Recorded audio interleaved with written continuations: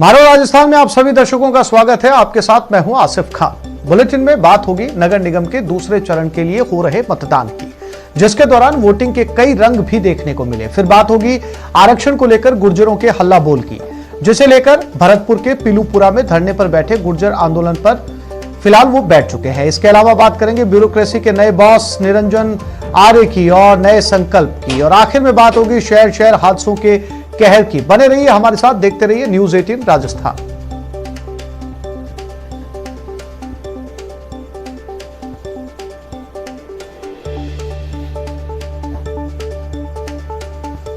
और इस वक्त की बड़ी खबर, एक फैक्ट्री में भीषण आग लग गई। विश्वकर्मा थाना इलाके की यह घटना बताई जा रही है। इलेक्ट्रॉनिक पार्ट्स की फैक्ट्री में यह आग लगी है। आंकेड़ा में यह इलेक्ट्रॉनिक पार्ट्स की फैक्ट्री है। मौके पर 10 से ज्यादा दमकल की गाड़ियां आग बुझाने के लिए पहुंची हुई हैं। तस्वीरों में आप देख सकते हैं, यह इलेक्ट्रॉनिक पार्ट्स बनाने की फैक्ट्री है और यहां पर आग लग गई है। फिलहाल जो जानकारी मिल रही है उसके मुताबिक 10 दमकल गाड़ियां इस फैक्ट्री में आग बुझाने के लिए मौके पर पहुंची हैं और आग का धुआं इतना ज्यादा है कि आसपास के इलाकों में दूर से साफ तौर पर देखा जा सकता है। आग ज्यादा ना फैले, इसकी पूरी कोशिशें की जा रही है। कुछ ही समय के अंदर दमकल की गाड़ियां यहां पर पहुंचने वाली हैं।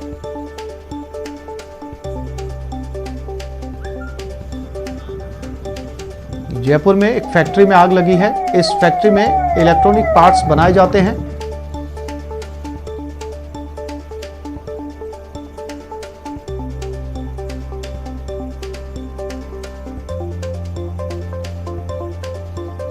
ये तस्वीरें जहां पर अंकेड़ा जो जयपुर में है, उससे ये तस्वीरें जहां पर इस फैक्ट्री में आग लगी है।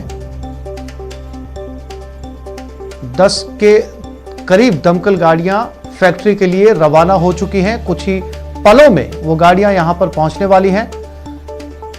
आग इतनी भीषण है कि इसका धुआं आसपास के इलाके में देखा जा सकता है। सौरभ गस्ती हमारे संवाददाता हमारे साथ जुड़ गए हैं। सौरभ, क्या दमकल की गाड़ियां पहुंच चुकी हैं? बिल्कुल, दमकल की गाड़ियां मौके पर पहुंच चुकी है। 1 दर्जन से अधिक दमकल की गाड़ियां जो है वो आग बुझाने का प्रयास इस वक्त कर रही है। मैं आपको बता दूं कि ये विश्वकर्मा थाना क्षेत्र के आकेड़ा में फैक्ट्री है। इलेक्ट्रॉनिक पार्ट जो है यहाँ पर बनाए जाते हैं और क्योंकि इस फैक्ट्री में आग लगी थी तो उसके आसपास के इलाकों में भी आग लगी है, इसलिए आज से आग बहुत बड़ी हो गई है। और फिलहाल अच्छी बात यह है कि अभी भी कोई जनहानि अभी तक नहीं हुई है, लेकिन फैक्ट्री को जो है वो काफी नुकसान जो है उस वक्त पहुंचा है और कोई भी व्यक्ति इस वक्त फैक्ट्री में नहीं है, ये अच्छी बात है। साथ ही दमकल के जरिए आग बुझाने के प्रयास जो है वो लगातार जारी है। इस वक्त मौके पर भी बड़ी संख्या में लोगों का जमघट जमा हो गया है। जी आसिफ।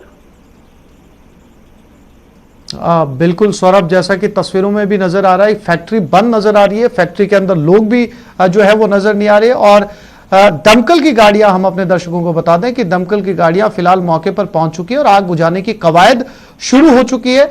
सौरभ, इसके अलावा अगर आसपास में देखा जाए दूसरी फैक्ट्रियां मौजूद हैं, आग फैलने की कोई खबर एक फैक्ट्री से दूसरी जगह पर? जी बिल्कुल, ऐसी सूचना है कि आग पास में ही जो 2 अलग फैक्ट्रियां वहां पर भी पहुंची और वहां पर भी आग लगने की बात जो है वो इस वक्त सामने आ रही है। लेकिन क्योंकि जिस प्रकार से आग लगने के तुरंत बाद जो है वो दमकल को सूचना दे दी गई थी और एक एक करके करीब 1 दर्जन दमकल जो है वो मौके पर पहुंच चुकी है और आग बुझाने के प्रयास जो है वो लगातार किए जा रहे हैं। जी आसिफ। जी सौरभ, जानकारी के लिए आपका धन्यवाद।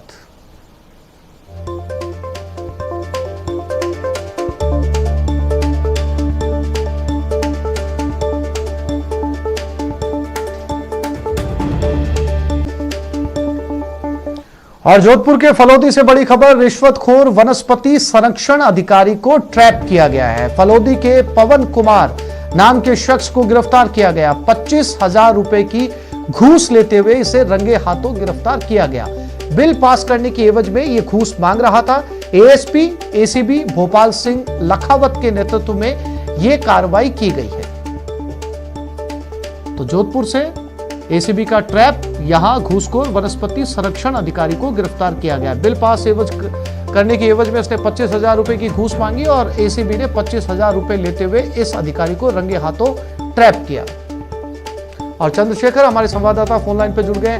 चंद्रशेखर, क्या था ये पूरा मामला?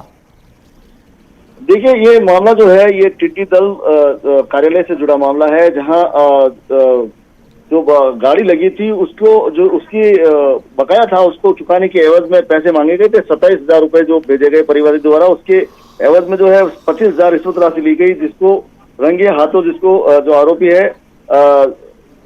जो पवन कुमार, उसको जो है गिरफ्तार किया गया। एक बड़ी सफलता है जी। ये लगातार जो है उस गाड़ी को जो किराए की अवधि पर 1100 रुपए प्रतिदिन के हिसाब से गाड़ी तय की गई थी और उसका जो बकाया था उसका बिल चुकाने के एवज में उसने जो है रिश्वत राशि मांगी थी। एसीबी को ये बड़ी सफलता मिली है। जी चंद्रशेखर, आमतौर पर जो दूसरी इंस्टॉलमेंट होती है उस समय एसीबी को सूचित किया जाता है, तो क्या इस अधिकारी की ये पहली किश्त थी या जो है इससे पहले भी ये रिश्वत ले चुका है? देखिए, ये जो गाड़ी थी प्रतिदिन जो है 1100 रुपए प्रति दिन के हिसाब से लगी हुई थी, जिसको 17/6/2020 से लेकर 30/9/2020 तक ये गाड़ी टिड्डी दल कार्यालय में काम आई थी।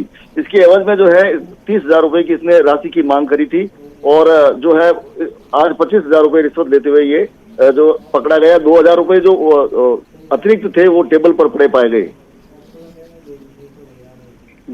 जी चंद्रशेखर, जानकारी के लिए आपका धन्यवाद।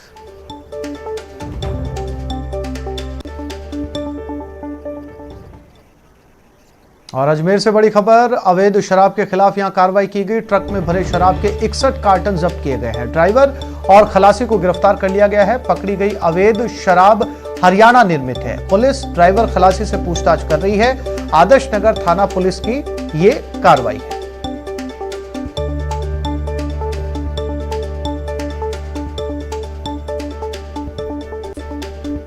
शराब के परिवहन की रोकथाम के लिए थाने के पास में नाकाबंदी लगाई गई थी, जिस नाकाबंदी जाब्ता को विश्वसनीय मुखबिर सूचना पर एक ट्रक को रुकवाकर चेक किया गया, जिसके केबिन को पार्टीशन कर बनाया गया विशेष बॉक्स में हरियाणा निर्मित अंग्रेजी शराब के 61 कार्टन पर जो अवैध रूप से परिवहन के लिए जा जाकर बरामद किए गए हैं। तो प्रदेश में गुर्जर आंदोलन भी चर्चा में बना हुआ है, लेकिन अब गुर्जर आंदोलन में नया ट्विस्ट सामने आया है। दरअसल बताया जा रहा है कि आज से होने वाले गुर्जर आंदोलन से पहले ही समाज में दो फाड़ हो चुकी है। समाज में दो अलग अलग गुट बन गए हैं, जिनमें एक खेमा सरकार के साथ 14 बिंदुओं पर सहमत है, तो दूसरी ओर कर्नल किरोड़ी बैसला ने आह्वान पर आंदोलनकारी पीलूपुरा जुटने में लगे हैं। कर्नल किरोड़ी बैसला पीलूपुरा में आंदोलन पर अड़े हैं। अड्डा गांव में गुर्जर आंदोलन करने जा रहे हैं। कर्नल बैसला का कहना है कि सरकार ने हमारी कोई मांगे नहीं मानी।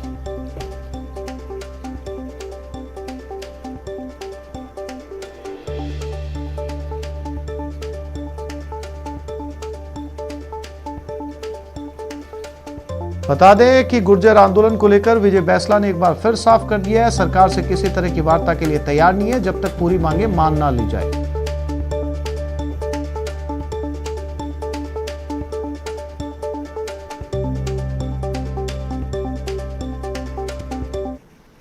के खिलाफ नहीं है, हम तो किसी के खिलाफ नहीं है।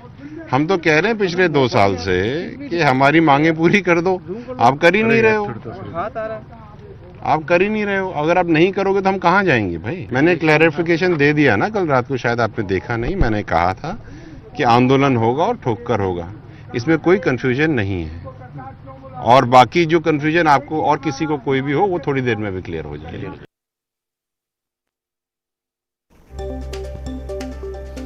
और आंदोलन को लेकर गुर्जर समाज के लोगों से बात की हमारे संवाददाता बाबूलाल धायल। हमको हमारी मांग पूरी चाहिए। जो पहले समझौते हुए हैं वो वादा खिलाफी कर रहे हैं, ऐसा नहीं करना चाहिए सरकार को। हमको कोई शौक नहीं है आंदोलन करने की, हमको है हमारा हक की मांगने की शौक, और हक को मांग कर रहेंगे। जो हमारा कर्नल साहब ने जो मानी है उनको ला करके लिखित में और सबके सामने यहाँ पर दे दो। हमें क्या शौक है, हमें तो हमारा मांग चाहिए। कल सरकार ने जो भी समझौता किया होगा, हमारे समाज के लोग गए थे, हमें उनसे कोई सरोकार नहीं है। हम कर्नल बैसला साहब के नेतृत्व में यहाँ अभी कुछ ही क्षणों में हमारा आंदोलन प्रारंभ करेंगे। मैं एक बात कह देता हूँ, इस आंदोलन में जो विशेष बात आपको देखने को मिलेगी, न हम सरकार से वार्ता करने जयपुर जाएंगे, न किसी मंत्रिमंडलीय समिति से मिलेंगे, न ब्यूरोक्रेसी से मिलेंगे जिन्होंने आज हमारी हालत की है। हम टेबल टॉक भी नहीं करेंगे। इस बार हमारा जो भी फैसला होगा यहाँ आंदोलन स्तर पे, इस पटरी पे होगा। हम जयपुर किसी भी प्रकार की वार्ता और टेबल टॉक के लिए नहीं जाएंगे। जो भी होगा समाज के सामने सार्वजनिक रूप से यहीं पटरी पे होगा। आंदोलन को लेकर अजमेर में पुलिस अलर्ट है। बांदनवाड़ा NH 79 पर पुलिस का पहरा है। गुर्जर आंदोलन को लेकर पुलिस सक्रिय हो चुकी है, अलर्ट मोड पर है। दमकल एम्बुलेंस टीम अधिकारियों ने बांदनवाड़ा में डेरा डाल रखा है।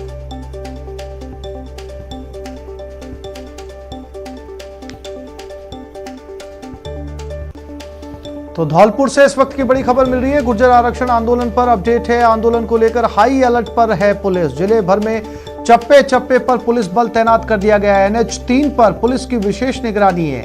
SP केसर सिंह शेखावत इसकी निगरानी कर रहे हैं। दौसा डिपो से भरतपुर जाने वाली सभी बसें रद्द हो चुकी हैं। बसों का संचालन न होने से यात्री खासे परेशान हो रहे हैं।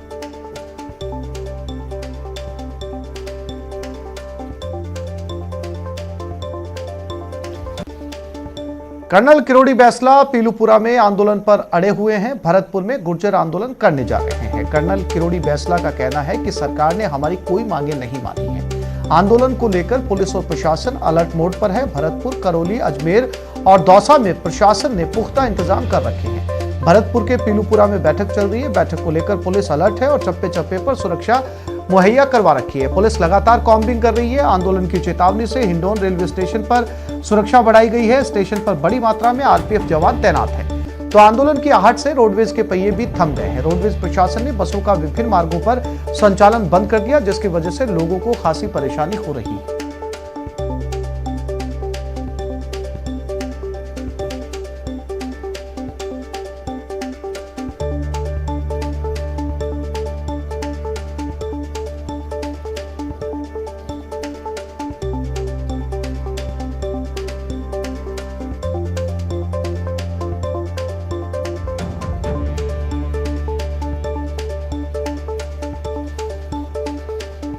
और इसी खबर पर ज्यादा जानकारी के लिए चलते हैं। हमारे संवाददाता बाबूलाल धायल हमारे साथ लाइव जुड़ चुके हैं। बाबूलाल, ये अगर तकनीकी तौर पर समझा जाए, चूंकि ये पूरा आंदोलन जो है वो बड़ा पेचीदा सा होता जा रहा है। 2 धड़े हैं। एक धड़ा सरकार के साथ बातचीत करता है, संतुष्टि जताता है और आंदोलन से इनकार करता है। दूसरा धड़ा कहता है कि कोई मांगे नहीं मानी गई है, वो आंदोलन करेंगे। और आंदोलन करने की बात पे पहला धड़ा आरोप लगाता है कि ये सब राजनीति से प्रेरित है। अपने बेटे को स्थापित करने के लिए बैसला जो है वो इस आंदोलन को अंजाम दे रहे हैं। अब समझना यह है बाबूलाल कि वो कौन सी बातें हैं जिस पर एक धड़ा तो संतुष्ट है लेकिन दूसरा धड़ा उसको मानने के लिए तैयार नहीं है। जी बिल्कुल। और इस आंदोलन को चलाने वाले कर्नल किरोड़ी बैसला जो हैं, उनका आने का यहाँ पर बेसब्री से इंतजार किया जा रहा है। इस वक्त विजय बैसला उनके बेटे हैं, उनके हाथ में यहाँ पर कमान है। लोगों के आने का यहाँ पर सिलसिला भी शुरू हो गया है और भावी रणनीति का जो ऐलान है वो कर्नल किरोड़ी बैसला ही करेंगे। लेकिन विजय बैसला से पूछ लेते हैं कि आखिर कल जो लोग सरकार के साथ समझौता करके आए हैं, कह के आए हैं कि आपने हमारी मांग मान ली है, तो फिर इस समझौते को नहीं मानने के पीछे का मकसद क्या रह गया? ये लोग आप ही के साथ घूमते थे, आप ही के साथ रहते थे और आप ही के कहने पर गए थे या नहीं गए थे? आप स्थिति साफ कर दीजिए सर। देखिए, वो बातें तो बात की, उनसे तो कोई मतलब है नहीं, क्योंकि हम लोग यहाँ सब लोग खड़े हुए हैं। इससे तो बहुत क्लियर है कि जो कुछ हुआ है समाज उससे खुश नहीं है। मुद्दे की बात तो ये है कि बच्चों की नौकरियां कहाँ हैं। ये कहते हैं कि कोई 35,000 नौकरियां नहीं है, तो तुम ही बता दो ना भाई कितनी हैं। 5 नौकरियां हैं, चलो 5 दे दो। 10 हैं 10 दे दो। 20 हैं 20 दे दो। 1000 हैं 1000 दे दो। 10,000 दे दो। अब आप वहां जब थे, मैंने बता रहा था कि अखबार में आया था कि करीब 25,000 नौकरियों का अखबार में पूरा डिटेल आया था नौकरियों के साथ। अगर आप चाहो तो मैं आपको भेज दूंगा। वो कहाँ गई नौकरियां? मतलब वो सब गायब हो गई एकदम से। और एक चीज का ध्यान रखिए कि कोई रोल नंबर ना एक न्यूमेरिकल फिगर नहीं होता। उसके पीछे जीता जागता इंसान होता है, एक बच्चा होता है जो अपना भविष्य सुधारने की कोशिश कर रहा होता है। विजय बैंसला जी, ये पूछना चाहेंगे, क्या सरकार के स्तर पर आपकी बातचीत नहीं हुई? क्या संवाद की स्थिति है नहीं, या कर्नल साहब से सरकार बात नहीं करना चाहती है? सरकार की ओर से ये कहा जा रहा है कि कर्नल बैंसला भी संतुष्ट हैं और समाज के लोगों को कन्विंस किया जा रहा है। ये जो लोग आए थे, इन्होंने भी कन्विंस करने की कोशिश की है। आरक्षण के लिए फिर से आंदोलन करना बेईमानी है। लोगों को पटरी पे नहीं जाना चाहिए, सड़क पे नहीं जाना चाहिए, उन्हें सरकार द्वारा उठाए गए कदमों को समझना चाहिए। इस बारे में आप क्या सोचते हैं? अगर सब खुश होते तो हम यहाँ नहीं होते ना भैया। ठीक है, ठीक है। अब ऐसा है कि रही बात, जी बोलिए। नहीं हो जान दो, हमारे जय हो जान दो। तो यहाँ आसिफ जो लोग आ रहे हैं, उनमें एक जोश बढ़ने की शुरुआत यहाँ पे की गई है। जो गुर्जर समाज के जो इष्टदेव हैं, उनके यहाँ पे जयकारे लगाई जा रहे हैं। हाँ विजय बैंसला, आप बताइएगा। क्योंकि हम लोग यहाँ पे खड़े हैं, इसका तो मतलब यही है कि संतुष्ट नहीं है। मुझे तो केवल ये बता दो कि बाकी नौकरियां कहाँ चली गई। हमें तो कुछ चाहिए था ही नहीं, हमको तो नौकरियां चाहिए थी।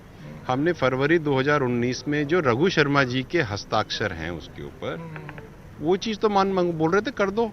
आप ये बताओ, 1.25 साल हो गए उनको ये करते करते, और हमारी उनसे बात करते करते, और अभी भी इंसिडेंटली कुछ भी नहीं हुआ। बाबूलाल, विजय बैंसला से ये पूछने की भी आप कोशिश करिए कि जो धड़ा सरकार के साथ बैठकर बातचीत करके आया है, जिसने सरकार की बिंदुओं पर सहमति जताई है, क्या वो आपके लोग नहीं हैं? अगर इतने ज्यादा लोग सरकार के साथ बैठे हैं, बातचीत किए, वो भी गुर्जर हैं, अगर वो संतुष्टि जता रहे, तो क्या आप उनको अपने समाज से बाहर का मानते हैं? आपने उनसे बात करने की कोशिश क्यों नहीं की? किन बातों को लेकर वो संतुष्ट हुए? आपकी आपस में बातचीत नहीं है, आप अपना डेढ़ चावल अलग लेकर बैठे हैं, वो अपना अलग लेकर बैठे हैं। आप उनसे बात तो करिए कि किन मुद्दों पर सहमत होकर आए हैं, या फिर आप उनको मानते ही नहीं है कि वो आपके समाज का हिस्सा है? स्टूडियो से आसिफ का सवाल है। वो पूछना चाह रहे हैं कि ये जो लोग कल समझौता करके आए हैं, जिन्होंने कहा है कि समझौता हो गया है, हम संतुष्ट हैं, तो क्या ये आपके लोग नहीं हैं? क्या ये कर्नल साहब के साथ नहीं थे, या ये आपसे पूछ के नहीं गए हैं? नहीं गए भैया, नहीं तो हम लोग यहाँ क्यों बैठे होते? भाई 1 मिनट, आपको इसका जवाब। भैया पूछ के गए थे क्या तुमसे? नहीं। आप वो बनाने के लिए गए, कोई सरपंच पूछने नहीं गया। ठीक है, हाँ उनकी मानना है। मैं थोड़ी कुछ कह रहा हूँ, ठीक है। मैं कौन होता हूँ कहने वाला? आगे फ्यूचर कोर्स ऑफ एक्शन क्या होगा? आगे की रणनीति क्या होगी आपकी? आगे की रणनीति क्या होगी? 1 मिनट। बाबूलाल, एक और महत्वपूर्ण सवाल। बाबूलाल, एक और महत्वपूर्ण सवाल। जो गुर्जर समाज का एक धड़ा सरकार के साथ बैठकर बातचीत करके आया है, हिम्मत सिंह का यह कहना है कि कर्नल बैंसला अपने बेटे को स्थापित करने के लिए यह आंदोलन करवा रहे हैं। बीजेपी के इशारे पर यह आंदोलन किया जा रहा है, जबकि कोविड-19 चल रहा है। कोर्ट की गाइडलाइंस है, हजारों की तादाद में लोग बिना सोशल डिस्टेंसिंग के इकट्ठा नहीं हो सकते। राजस्थान सरकार ने यहां पर रासुका लगा रखा है, बावजूद इसके यह आंदोलन क्यों किया जा रहा है? साफ तौर पर को कोई नकार नहीं सकता, कर्नल बैंसला साहब के योगदान को कोई नकार नहीं सकता। आज जो कुछ मिला है उनकी बदौलत मिला है, सब ये मानते हैं। लेकिन रह के जो आलोचक हैं वो ये कहते हैं कि साहब कर्नल साहब का जो बेटा है वो राजनीति में स्थापित नहीं हो पाया, तो उनके मन में टीस है। ये इसका जवाब दे दीजिए। भैया भगवान करे मैं जिंदगी में कभी राजनीति में स्थापित नहीं हूँ, आपकी मनोकामना पूरी हो जाए, मैं तो आ भी नहीं रहा। अगर एक व्यक्ति 85 साल का है, उसकी अगर पीठ में दर्द है, अगर मैं उसका काम कर रहा हूँ तो गलत क्या है? और एक बात बताओ, वो काम कर रहे हैं समाज का, मैं उनकी मदद कर रहा हूँ, गलत क्या है? और अगर आप जो ये प्रश्न पूछ रहे हैं तो इससे ये समझ में आता है। जी बाबूलाल, आप मौके पर बने रहिएगा, समय समय पर आपसे जानकारी लेते रहेंगे। फिलहाल तमाम तस्वीरें दिखाने के लिए आपका बहुत बहुत शुक्रिया।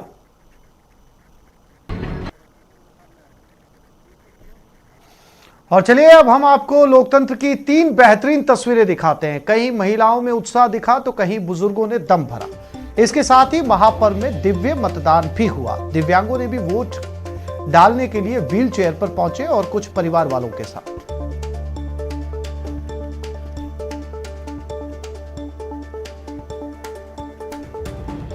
और सीधा रुक करते हैं कोटा की तरफ। शाकिर अली हमारे साथ इस समय जुड़ गए हैं। शाकिर, क्या कुछ नई तस्वीरें हैं? मतदान में इजाफा हुआ, मतदान बढ़ता हुआ नजर आ रहा है, क्या कुछ कह रही है कोटा की नगर निकाय चुनाव की तस्वीरें?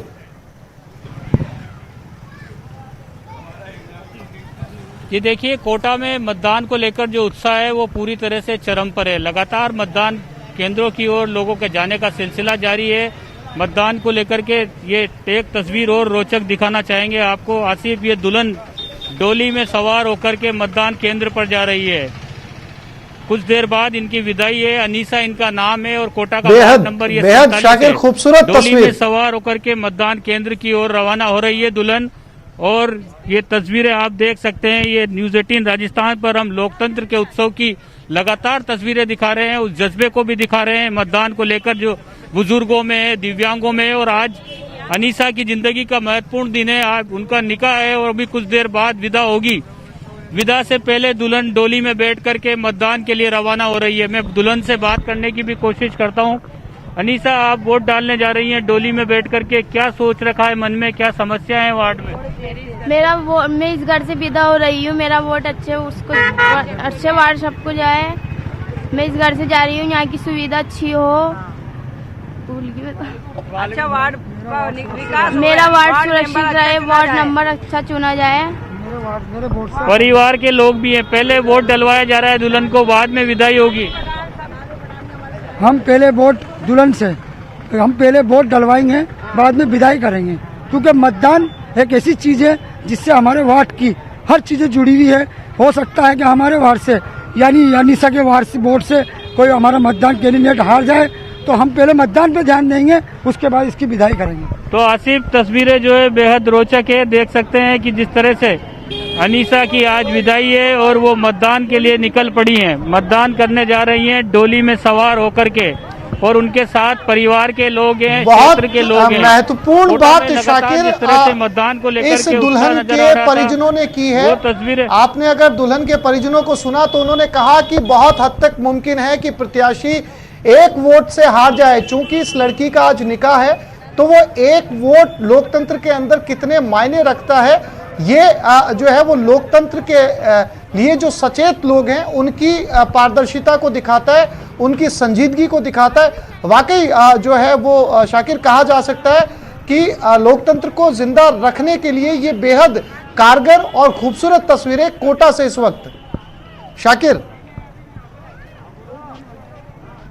जी बिल्कुल आसिफ, देख सकते हैं आप तस्वीरों में। और ये मतदान केंद्र पर जो है दाखिल हो चुकी है दुल्हन अनीसा, जो अभी कुछ देर बाद इनकी विदा होगी। और लेकिन उससे पहले परिवार के लोग डोली में सवार होकर के दुल्हन को लेकर के आए हैं। ये अपना आप में, क्योंकि अब तक जो लोग अपने घरों से नहीं निकले मतदान के लिए, उनके लिए भी ये ऐसी तस्वीरें, ऐसी मिसालें जो है नजीर है कि वो मतदान करने के लिए जरूर पहुंचे, क्योंकि बहुत महत्वपूर्ण होता है मतदान। एक वोट जो है वो अपना जो एक वोट है उसकी कीमत जो है उसको पहचानना होगा। और इस तरह की तस्वीरें जो है वो इस बात की ताकीद करती हैं कि अपने मताधिकार का इस्तेमाल करें। लगातार हम कोटा से इस तरह की तस्वीरें दिखा रहे हैं। कोटा उत्तर में जब चुनाव था तब भी हमने दिखाया था कि 90 वर्षीय बुजुर्ग महिला जो है खाट पर जो है उसको लेकर के मतदान स्थल तक लोग पहुंचे थे। और आज ये दुल्हन जो है कोटा दक्षिण के वार्ड नंबर 47 में जो है मतदान करने के लिए पहुंची है। जी आसिफ, दिखाओ। हाँ बिल्कुल शाकिर, अगर देखा जाए तो दुल्हन के नजरिए से अगर इसको समझा जाए तो दुल्हन अपने पीहर की तरफ से शायद ये आखिरी वोट दे रही है। बाद में ससुराल पक्ष की तरफ से जो है उसका वार्ड चेंज हो जाएगा, शायद उसका वोट जो है वो दूसरी जगह पड़ेगा। तो कहा जा सकता है शाकिर कि ये दुल्हन का अपने पीहर पक्ष में आखिरी वोट है।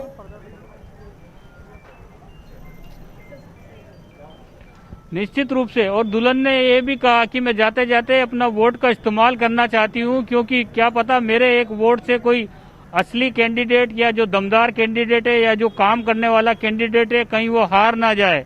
तो मतदान को लेकर के जो जज्बा है वो अपना आप में इस बात को बताता है आसिफ कि इतना महत्वपूर्ण दिन, शादी का दिन जो जिंदगी में महत्वपूर्ण दिनों में शुमार होता है, उस दिन ये दुल्हन अनीसा जो है अपना मताधिकार का इस्तेमाल करने के लिए बाकायदा डोली में सवार होकर के पहुंची है।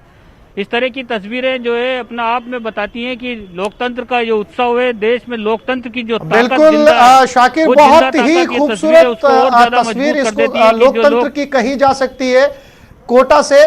शाकिर, मैं फिर से आपके पास में लौटूंगा, आप बने रहिएगा मेरे साथ, समय समय पर आपसे अपडेट लेते रहेंगे। दीपक व्यास जयपुर से हमारे साथ जुड़ चुके हैं। उनसे भी उनके बूथ का हाल जानेंगे, समझने की कोशिश करेंगे कि वहां पर कितने तादाद में लोग पहुंच चुके हैं, पहुंचने का सिलसिला जारी है, कितने प्रतिशत अब तक मतदान हो चुका है। आप दोनों साथी मेरे साथ बने रहिए, एक छोटे से ब्रेक के लिए रुक रहे हैं, जल्द लौटते हैं।